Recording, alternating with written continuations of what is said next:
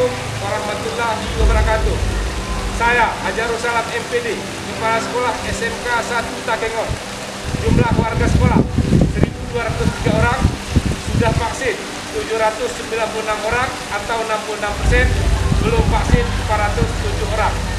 Guru tending yang sudah vaksin 79 orang atau 76%, belum vaksin 24 orang.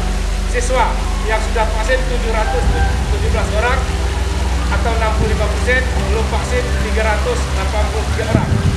Sisa yang belum vaksin 407 orang akan diselesaikan tanggal 29 September 2021. Tokoh utama kepala sekolah, wakil kepala sekolah, dan wali kelas kerjasama dengan Puskesmas Bebesen, Kodim Aceh Tengah, dan Polres Aceh Tengah.